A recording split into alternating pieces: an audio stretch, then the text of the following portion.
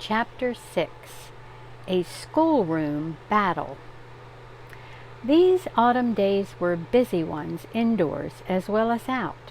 School would soon be starting for the winter, and everyone must have the proper clothing. New dresses and suits must be made, and old ones mended, cleaned, and refitted to the younger children. Caddie Hyman's mother came out from the village to make the dresses. She was a clever seamstress and had only Caddie's clothes to make, so she was glad of the extra work which the Woodlawns could give her. Sometimes yellow-haired Caddie came with her, sitting sedately among the billows of brown and blue denim and dotted challis.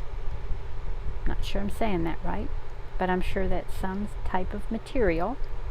And stitching neat seams like her mother's. She looked shyly at the Woodlawn children from under her long lashes. They looked at her with equal embarrassment. Such a quiet little girl who didn't ride horseback and was afraid of boys and cows. They were not scornful of her. They simply could not think of a thing to say to her. Only Tom, to Caddie's great astonishment, once gave her an apple and his best Indian arrowhead. Whoever would have suspected Tom of that? There were always blue and brown denim dresses and suits for every day. The Sunday clothes were more exciting. They were made of nice dark woolens, and the girls had ruffly white aprons to wear over them. What fun it was to try things on and turn about before the mirror while Mrs. Hyman, with her mouth full of pins, begged you to stand still.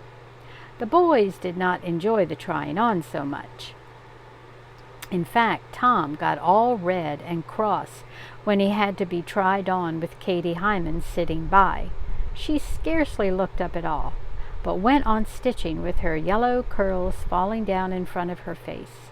But Tom would stumble over the footstool that held the dish of pins, and his hands hung out of the short, tight sleeves of the short, tight jacket, like helpless sausages. That year there were wonderful winter coats for the girls. They were made of red and black checked woolen cloth which had been woven from the wool of their own sheep. To make them even finer, Father laid on the trimming braid himself. By the evening lamplight, when he was not mending clocks, he stitched the braid in place in neat and beautiful designs. So the autumn slipped by, and it was winter. They were glad of the warm winter coats on the first day of school, for snow had fallen in the night and covered the ground with a thick white blanket. "Why do we have to go to school in the coldest weather?" complained Hetty. She was wrapped in a muffler to the tip of her nose, and she had on a pair of red woolen mittens which were fastened together with a string around her neck under the red and black checked coat. She and Caddie and the two boys were walking across the snowy fields together. Clara had finished school last year, and little Minnie would not start until next. "It's because we're too poor to have a teacher to ourselves all the year round," replied Caddie. "The children of Durand have teacher for spring and fall, and we get her the rest of the time." "And we're lucky too," said Tom. "If I've got to go to school, I'd rather go in winter when there isn't so much fun outdoors." "How about summer?" chimed Warren. "Well, that's bad," admitted Tom, "but still, I like spring and fall the best for fun." "Anyway," said Caddie, "it's only 2 months in summer and 3 in winter, and I like school." "I'd like it too if it wasn't for Obadiah Jones," said Hetty. "If I was teacher, I'd make those Jones boys behave," said Caddie. "Teacher's scared of Obadiah Jones," said Warren. "He's as big as she is, and she doesn't lick him." "I could lick him for her if she'd let me," said Tom. "He needs it." "I'll tell Mother if you go to fighting, Tom," warned Hetty in her piping voice. "We'll wash your face in snow if you go bearing tales on Tom," countered Warren and Caddie. Other muffled figures were coming across fields toward the little schoolhouse at Dunville. "Look!" shouted Caddie. "There's Maggie and Silas Bunn. Hey, Maggie, wait!" And she dashed off to catch her best friend, whom she had seen only once or twice since summer. A column of blue smoke poured out of the schoolhouse chimney. Miss Parker, the teacher, with a shawl over her head and shoulders, stood in the doorway ringing a bell to hasten the feet of the stragglers. There was a great stamping of snowy feet in the woodshed and hall, and a clatter of lunch buckets and voices as the children took off their wraps and hung them on the hooks. The one small room of the schoolhouse was often cold, but today it was hot and filled with smoke from the newly started fire. The boys sat on one side and the girls on the other, about 20 children in all, and often varying in age from 6 to 21. Some were well clothed and mannered, others were almost as wild as the creatures that roam the woods. Quiet and shy in a corner by themselves were Sam Hankinson's little half-breed children. They watched all that went on with bright black eyes. Caddie settled herself contentedly between Maggie Bunn and Lida Silbernagel, with Jane Flusher just beyond. They were the 4 inseparables while school kept. Across the aisle the boys scuffled and whistled under their breaths. The teacher had her hands full with the boys of the Dunville school. Some of them were as big as she was, or bigger, and they were used to the rough ways and the crude humor of a pioneer life. Asher and Obadiah Jones were the worst. Great hulking boys who could scarcely get their knees beneath the desk. They came to school not to learn, but to see what fun they could have baiting the teacher. Toward the end of the summer term, they had had things pretty much their own way, and they had returned now full of vigor and anticipation. Obadiah had worn his bearskin cap into the schoolroom, and now he stretched his long legs across the aisle and put his feet on Maggie Bunn's desk. "Stop that, Obadiah Jones!" cried Maggie. Her almost white pigtails quivered with indignation. Her good-natured blue eyes flashed dangerously. "Who says so?" drawled Obadiah, shoving his wet boots farther on to the desk. "I'll tell Miss Parker, so I will," cried Maggie. "Tattletale, see if I care. I ain't scared of anybody in this school, not me." "Is that so?" cried Caddie. She half rose in the bench beside Maggie and brought a large ruler down with all her strength across Obadiah's shins. He was so taken by surprise that he yelped with pain and brought his feet to the floor with a bang. Instantly the schoolroom was in an uproar. Obadiah lurched forward and caught hold of Caddie's curls, and Tom and Warren, sensing danger to Caddie, began leaping over benches and desks to get at her tormentor. But if the Woodlawns were clannish, so were the Joneses. Asher threw himself in Tom's way, and the two went down together, rolling and kicking under the desks and benches.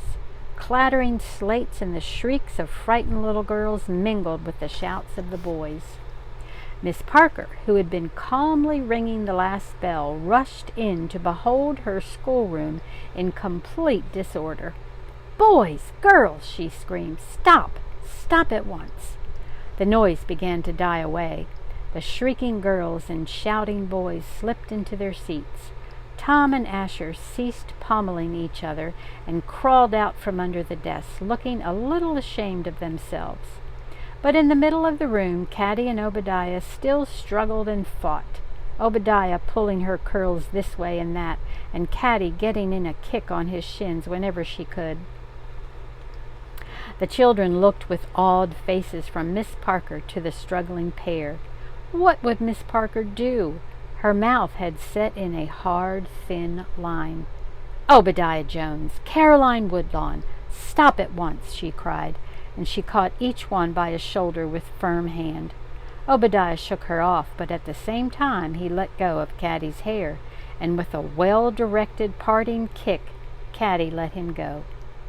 "What is the matter here? Who started this?" cried Miss Parker, her face pale and troubled. There was an awful silence. Then Hetty, who must tell or burst, shouted, "It was Obadiah, ma'am. He had his feet on Maggie's desk, and he wouldn't take them off. I saw him." "Is this true, children?" Yes, it was Obadiah, ma'am." "And how did you get into it, Caddie?" "Ma'am, he wouldn't take his feet off Maggie's desk, and he said he wasn't scared of anybody in this school, and I hit his legs with a ruler." "And I'm not scared neither," growled Obadiah. "I kin do what I please, and nobody dast stop me. I done what I pleased last summer, and nobody dasted to stop me. Nobody dast to stop me now." He set his bearskin cap straight on his head and looked at the teacher with defiant eyes. The teacher looked back at Obadiah. She was a small woman, and now she was pale and trembling. It was a breathless moment. Even the youngest children knew instinctively that something was at stake. In a moment more, they would find out whether Miss Parker or Obadiah would rule the school this year. Obadiah began to grin, a slow, spreading grin.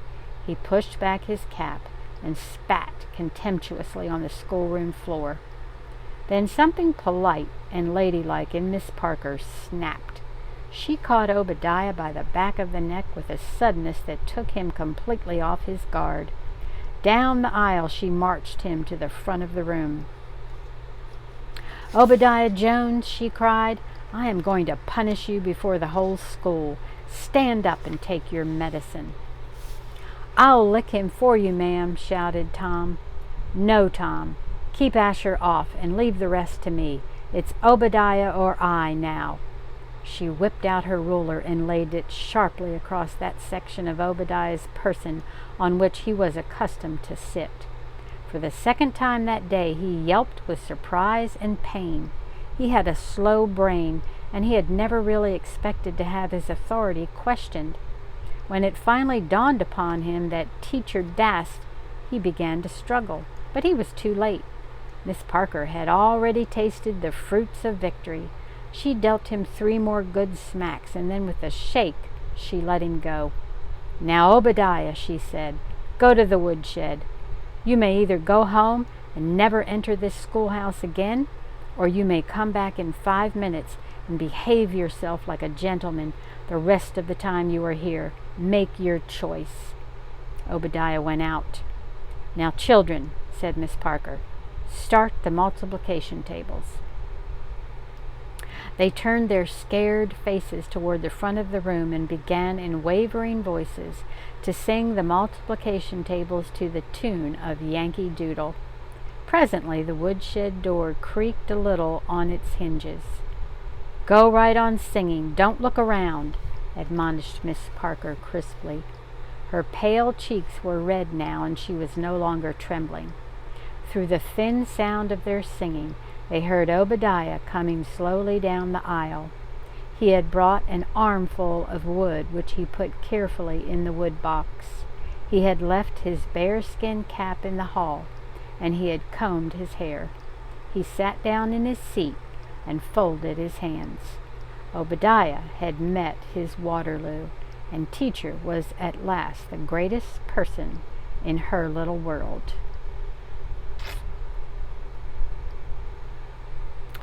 Wow, I just have to think what that situation would look like in our school today. We've come a long way away from what things used to be. Until next time.